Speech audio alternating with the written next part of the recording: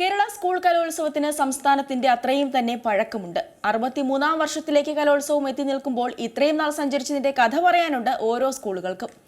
ഏറെ പേരുടെയും സ്കൂൾ ജീവിതത്തിൽ മറക്കാനാവാത്ത നിരവധി ഓർമ്മകളാവും സ്കൂൾ കലോത്സവങ്ങൾ സമ്മാനിച്ചിട്ടുണ്ടാവുക.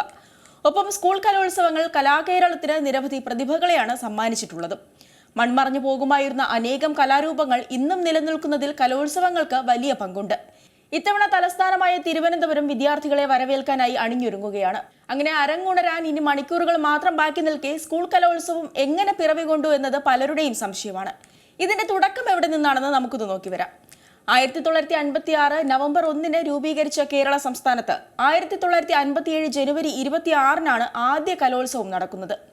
1956 ഡൽഹി സർവകലാശാല നടത്തിയ കലാമേളയിൽ നിന്നാണ് കേരളത്തിലും ഇത്തരമൊരു കലോത്സവം സംഘടിപ്പിക്കാനുള്ള ഊർജ്ജം ഉണ്ടാകുന്നത്.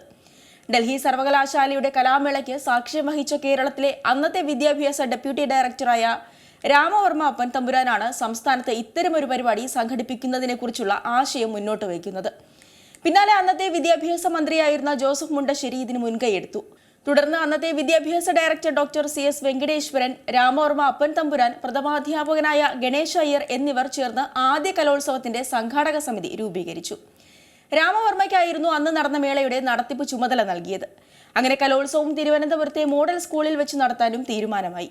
എന്നാൽ ചില കാരണങ്ങളാൽ അവസാന നിമിഷം തിരുവനന്തപുരത്ത് നിന്ന് കലോത്സവം എറണാകുളത്തേക്ക് മാറ്റേണ്ടി വന്നു. ഇന്നത്തേതുപോലെ ഒരാഴ്ച നീളുന്ന കലാമാമാങ്കമായിരുന്നില്ല അന്ന് നടത്താൻ ഉദ്ദേശിച്ചിരുന്നത്.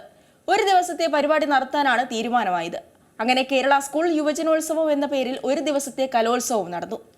1957 ജനുവരി 26 നടന്ന ആദ്യ പതിപ്പിന് എറണാകുളം SRV ഗേൾസ് ഹൈസ്കൂളാണ് വേദിയായത്. സ്കൂളിലെ ഹാളുകളിലും മുറികളിലും വെച്ച് മത്സരങ്ങൾ നടന്നു. അന്ന് 12 ഇനങ്ങളിലായി ആകെ 200ഓളം കുട്ടികളാണ് മത്സരിച്ചത്. ഇതിൽ 60 പേർ പെൺകുട്ടികളായിരുന്നു. അന്ന് കേരളത്തിലുണ്ടായിരുന്ന 12 ജില്ലകളിൽ നടത്തിയ മത്സരങ്ങളിൽ വിജയിച്ചവരാണ് സംസ്ഥാന തലത്തിൽ മാറ്റുരയ്ക്കാനെത്തിയത്.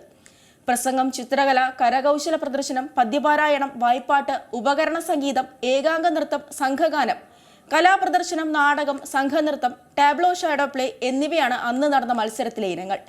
1960കളോടെ കേരളത്തിലെ വിദ്യാഭ്യാസ സാംസ്കാരിക മേഖലകൾക്ക് കൂടുതൽ ശ്രദ്ധ ലഭിച്ചു. ഇതോടെ കലോത്സവത്തിന്റെ വ്യാപ്തിയും പ്രാധാന്യവും വർദ്ധിച്ചുവെന്ന് തന്നെ പറയാം. അങ്ങനെ കലോത്സവ വിശേഷങ്ങളും വാർത്തകളും മറ്റും ഉൾപ്പെടുത്തി സ്മരണിക പുറത്തിറക്കുന്ന സമ്പ്രദായം 1968 തൃശ്ശൂരിൽ ആരംഭിച്ചു. അങ്ങനെ 1970 ആയപ്പോഴേക്കും കലോത്സവം വിപുലമായ രീതിയിൽ തന്നെ നടത്താൻ ആരംഭിച്ചു. ഇതിനുവേണ്ടി വലിയ പന്തലുകളും പ്രത്യേക സ്റ്റേജുകളും ഉൾപ്പെടെയുള്ളവ സജ്ജീകരിച്ചു. 1971 ആലപ്പുഴയിൽ നടന്ന മേളയിൽ പ്രത്യേകം ചിട്ടപ്പെടുത്തി അവതരിപ്പിച്ച യുവജനോത്സവ ഗാനം ഏറെ ജനശ്രദ്ധയെ ആകർഷിച്ചിരുന്നു. ഈ സമയത്താണ് എല്ലാ ജില്ലകളുടെയും പതാകകൾ ഉയർത്തുന്ന ചടങ്ങും സമ്മാനാർഹമായ ഇനങ്ങൾ ആകാശവാണിയിൽ പ്രക്ഷേപണം ചെയ്യാനും തുടങ്ങുന്നത്. തുടർന്ന് 1975 പാലായിൽ വെച്ച് നടന്ന കലോത്സവം ചരിത്രത്തിൽ തന്നെ വഴിത്തിരിവായി. ഈ വർഷമാണ് മോഹിനിയാട്ടം, കഥകളി സംഗീതം, അക്ഷരശ്ലോകം തുടങ്ങിയവ മത്സര ഇനങ്ങളായി ചേർക്കുന്നത്. ഒപ്പം കലോത്സവത്തിന് മുൻപുള്ള വർണ്ണാഭമായ വിളംബര ഘോഷയാത്രയും ആരംഭിച്ചു. 1986 കലോത്സവങ്ങളിൽ ഏറ്റവും കൂടുതൽ വ്യക്തിഗത പോയിന്റുകൾ സ്വന്തമാക്കുന്ന ആൺകുട്ടിക്ക് കലാപ്രതിഭാ പട്ടവും പെൺകുട്ടിക്ക് കലാതിലക പട്ടവും നൽകാൻ തുടങ്ങിയത്. ഇന്ന് ചലച്ചിത്ര താരമായ വിനീതാണ് ആദ്യത്തെ കലാപ്രതിഭ പട്ടം സ്വന്തമാക്കുന്നത്. ഒപ്പം പൊന്നമ്പിളി അരവിന്ദാണ് കലാതിലകം ചൂടിയത്. എന്നാൽ കുട്ടികളിലും രക്ഷിതാക്കളിലും മത്സരം കടുത്തതോടെ 2006 എറണാകുളത്ത് നടന്ന പതിപ്പിൽ നിന്ന് ഈ 2 പട്ടങ്ങളും ഉപേക്ഷിച്ചു. ശേഷം ഹൈസ്കൂൾ തലത്തിൽ ഏറ്റവും കൂടുതൽ പോയിന്റ് നേടുന്ന റവന്യൂ ജില്ലയ്ക്ക് സ്വർണ്ണ കപ്പ് നൽകുന്ന പതിവ് ഈ വർഷം തന്നെ ആരംഭിച്ചു. 2008 വരെ ഹൈസ്കൂൾ തലത്തിൽ ഏറ്റവും കൂടുതൽ പോയിന്റ് നേടുന്ന ജില്ലയ്ക്കാണ് ഈ കപ്പ് നൽകി വന്നിരുന്നത്. 2009 മുതൽ ഹയർ സെക്കൻഡറി കലോത്സവം കൂടെ ഒരുമിച്ച് നടത്താനും തുടങ്ങി. ഇതോടെ ഹൈസ്കൂൾ, ഹയർ സെക്കൻഡറി തലങ്ങളിൽ പ്രത്യേകമായി നടക്കുന്ന മത്സരങ്ങളിൽ ഏറ്റവും കൂടുതൽ പോയിന്റ് നേടുന്ന റവന്യൂ ജില്ലയ്ക്ക് സ്വർണ്ണ കപ്പ് നൽകാൻ തുടങ്ങി. അങ്ങനെ കലോത്സവ നടത്തിപ്പ് തുടർച്ചയായി നടന്നിട്ടുണ്ടെങ്കിലും രാജ്യത്തെ ചില പ്രത്യേക സാഹചര്യങ്ങളാൽ 1966, 1967, 1972, 1973 വർഷങ്ങളിലും 2021 കോവിഡ് കാലത്തും കലോത്സവം നടത്താൻ കഴിഞ്ഞിട്ടില്ല.